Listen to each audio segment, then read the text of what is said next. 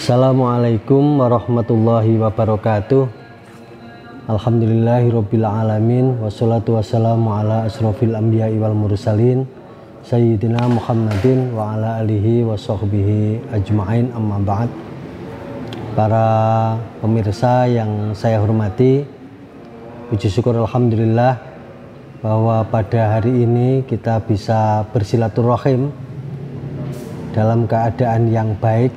Meskipun bisa jadi cara silaturahimnya itu berbeda dengan kebiasaan kita pada pertemuan di masa-masa sebelumnya, di mana kita bisa melakukan tatap muka langsung.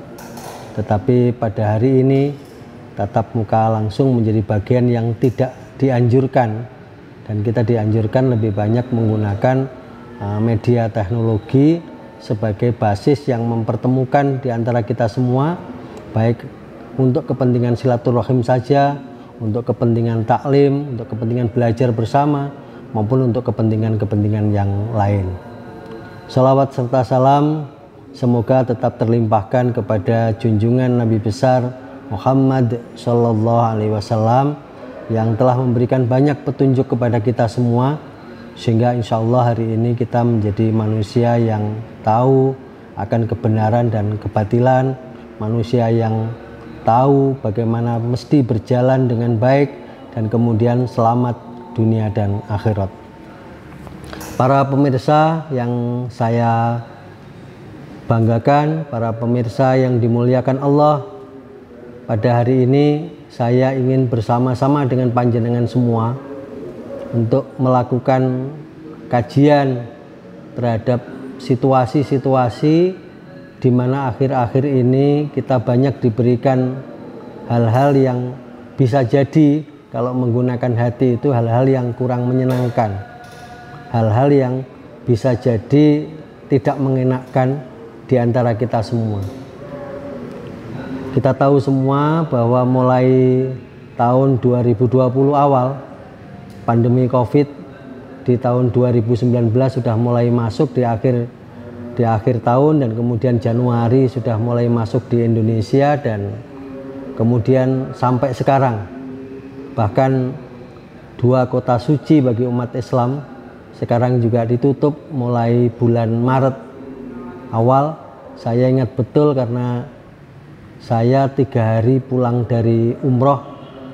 Dua kota suci Makkah Madinah itu kebetulan ditutup oleh pemerintah Arab Saudi dalam rangka mengamankan wilayah-wilayah tersebut dari pandemi COVID-19.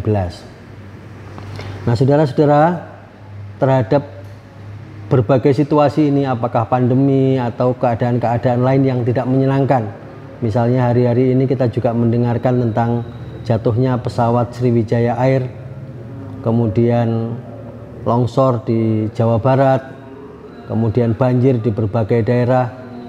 Tentu dalam hal yang terkait dengan demikian kita harus tetap percaya, kita harus tetap positive thinking, kita harus berpikir positif bahwa ini adalah cara terbaik yang diberikan oleh Allah kepada umat manusia, baik itu menjadi bagian dari peringatan atau bagian dari ujian atau bagian dari azab. Tetapi kita tentu berharap semoga ini bukan azab Allah terhadap umat manusia. Nah, kenapa saya sebut 3 hal ini? Pada tingkatan yang paling ringan kita lagi diberi peringatan oleh Allah Subhanahu wa Ta'ala, tetapi pada tingkat yang sedang kita lagi diuji. Kenapa saya sampaikan seperti ini? Saya dulu ingat ceramahnya almarhum Kiai Haji Hashim Muzadi yang menyampaikan bahwa ya kalau kita mau introspeksi secara baik, sebetulnya syarat dan rukunnya bencana di Indonesia ini sebetulnya sudah lengkap. Nah, kenapa demikian? Karena ya korupsi kita masih menjadi bagian yang terbaik di ASEAN ini, tingkat korupsi kita yang masih sangat besar, pola pergaulan manusia yang semakin lama semakin bebas, baik di antara sesama jenis maupun dengan lain jenis. Kemudian sistem perdagangan yang bisa jadi sudah mengarah kepada banyak hal yang menimbulkan riba dan lain sebagainya. Artinya apa? Bahwa ada perilaku-perilaku umat manusia yang pada hari-hari ini itu tidak mengarahkan kepada kebaikan baik antar sesama manusia maupun dengan lingkungan. Saya ingat di dalam Al-Quran sebuah peringatan atau pernyataan atau yang lain, dhaharul fasad fil barri wal bahr bima kasabat aydin nas. Rusaknya alam ini karena tangan-tangan manusia. Jadi sebetulnya kerusakan yang terjadi sekarang ini ya karena tangan-tangan manusia, karena perilaku-perilaku kita yang sudah mengarah kepada hal-hal yang tidak baik di mata Allah Subhanahu wa ta'ala. Oleh karena itu, apakah ini peringatan, apakah ini ujian, atau apakah ini azab, dan semoga ini bukan, sekali lagi, maka kewajiban pertama kita adalah muhasabah diri. Kewajiban kita adalah introspeksi. Apakah diri kita, apakah ucapan kita, apakah perilaku kita ini banyak salahnya atau banyak baiknya. Tentu harus kita timbang secara baik-baik, dan bisa jadi kita ini yang pertama tentu banyak buruknya daripada baiknya, karena manusia itu adalah makhluk yang lemah terhadap godaan, lemah dengan keadaan dan lain sebagainya. Nah, yang kedua, tentu situasi yang tidak baik ini sebetulnya kalau kita lihat secara positif adalah peluang bagi umat manusia untuk yang pertama menumbuhkan rasa empati. Menumbuhkan empati di antara sesama, bahwa apa yang diderita oleh manusia lainnya itu sama dengan juga penderitaan kita. Apa yang dirasa sakit oleh orang lain, sesama muslim sebetulnya bagian dari rasa sakit kita juga. Dan ini dulu pernah disampaikan oleh Syekh Sari dalam sebuah cerita yang saya baca. Syekh Sari itu seorang ulama besar yang kebetulan rumahnya di sekitar pasar. Nah, pada satu saat pasar itu kebakaran. Ketika pasar itu kebakaran, kemudian Syekh Sari melihat bahwa aset yang dimiliki oleh Syekh Sari itu tidak termasuk yang terbakar. Jadi rumahnya termasuk bagian yang selamat. Syekh Sari dalam hati kemudian mengucap alhamdulillah bahwa asetnya tidak ikut terbakar. Tetapi kemudian yang terjadi apa? Syekh Sari menangis dan kemudian membaca istighfar bertahun-tahun karena merasa di saat orang lain mendapatkan ujian, Syekh Sari justru merasa bahagia, tidak muncul empatinya. Maka dia meminta maaf kepada Allah Subhanahu wa ta'ala, karena pada situasi sulit kok menunjukkan kebahagiaan. Ini tentu menjadi pelajaran bagi kita semua yang terkadang-kadang kita ini justru mengucapkan selamat, mengucapkan alhamdulillah ketika ada satu bencana di mana kita terbebas dari bencana tersebut. Nah, yang pertama itu memunculkan empati. Jadi apa situasi yang kurang baik ini harusnya jadi bahasan untuk introspeksi. Yang kedua, bahasan untuk melakukan tindakan-tindakan nyata dari munculnya rasa empati itu. Karena rasa empati itu kalau hanya empati saja tidak banyak maknanya.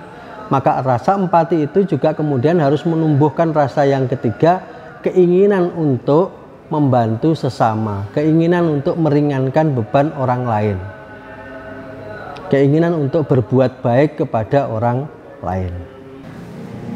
Jadi melakukan aksi nyata itu sebetulnya juga bagian dari sesuatu yang diperintahkan oleh Allah Subhanahu wa ta'ala, sesuatu yang dianjurkan oleh para nabi, dan sesuatu yang diajarkan di dalam Islam, bahwa kalau terjadi sesuatu maka segeralah kita mengambil prakarsa. Kita harus menjadi orang-orang yang proaktif, orang-orang yang menjadi bagian dari proses penyelesaian terhadap masalah-masalah yang ada. Kita tidak boleh menjadi bagian yang reaktif. Kalau orang yang reaktif itu kan bedanya proaktif itu, kalau proaktif itu mengambil prakarsa, tetapi kalau reaktif itu berkecenderungan untuk menyalahkan orang lain. Dan itu dijanjikan oleh Allah bahwa pada setiap kebaikan, maka Allah akan membalas dengan kebaikan yang berlipat. Karena itu jangan takut ketika kita kemudian melakukan hal-hal yang membantu orang lain. Membantu orang lain itu dengan apa? Tentu macam-macam. Kalau para mahasiswa belum punya uang, ya bantulah dengan tenaga. Kalau tenaganya tidak kuat, ya bantulah dengan pikiran. Nah, bagi orang yang sudah punya pendapatan, bantulah ringankan beban orang lain itu dengan mengeluarkan zakat, infak, dan sedekah. Dan itu bagian dari amal baik yang sangat penting dilakukan pada situasi seperti sekarang. Ingat bahwa as-shadaqatu lidaf'il bala. Sedekah itu dapat menghindarkan kita dari kerusakan. Sedekah itu dapat menghindarkan kita dari keburukan. Sedekah itu bisa menjadi bagian dari proses penyembuhan terhadap penyakit. Sedekah itu bagian dari proses membersihkan harta yang kita miliki. Ingat bahwa harta yang kita miliki itu bukan semata-mata 100% milik kita semua, tetapi sudah ditegaskan oleh Allah dalam surat Az-Zariyat, wa fi amwalihim haqqul lisaili wal mahrum. Pada setiap kekayaan itu ada haknya orang lain diminta atau tidak. Jadi tidak diminta aja suruh diberikan, apalagi kalau diminta. Dan hadisnya Rasulullah, tidak ada orang yang miskin, tidak ada orang yang menjadi miskin karena sedekah. Karena itu kemudian sedekahlah melalui kemampuan-kemampuan yang ada tadi. Punyanya pikiran ya silakan pikiran, punyanya tenaga ya tenaga, yang punya harta ya silakan harta, yang punya fasilitas ya silakan fasilitasnya, yang punya kemampuan untuk mengambil kebijakan, maka tentu harus dengan cara mengambil kebijakan itu agar kebijakannya dapat meringankan orang lain. Nah, ini tentu butuh proses dari kita semua untuk kemudian belajar. Nah, kalau aksi nyata itu sudah kita lakukan, insya Allah beban kita semua, beban masyarakat itu akan menjadi lebih ringan, dan kemudian kita bisa bersama-sama membangun negeri ini, bersama-sama membangun kehidupan ini, bersama-sama menata masyarakat ini menjadi masyarakat yang baik, menjadi negeri yang baldatun thayyibatun wa rabbun ghafur, menjadi negeri yang subur makmur, negeri yang memuliakan, negeri yang mensejahterakan semua umatnya. Kira-kira itu yang saya sampaikan, dan kepada para mahasiswa tentu kami mengucapkan empati saya kepada saudara-saudara semua, di mana pada hari ini kita belum sampai hari ini kita belum bisa melakukan aktivitas nyata secara langsung, tetapi kita masih menggunakan media teknologi. Percayalah bahwa penggunaan teknologi juga bukan merupakan bagian yang jelek, tetapi kalau kita lihat secara baik, maka teknologi ini juga bagian dari hal yang baik, di mana sesuatu yang awalnya tidak mungkin menjadi mungkin. Tetap bersyukurlah, karena janjinya Allah, la in syakartum la azidannakum wa la in kafartum inna adzabi lasyadid. Kalau kita bersyukur, insya Allah akan menambahi nikmat yang diberikan kepada kita semua. Tetapi kalau kita kufur nikmat, maka azab Allah yang sangat pedih.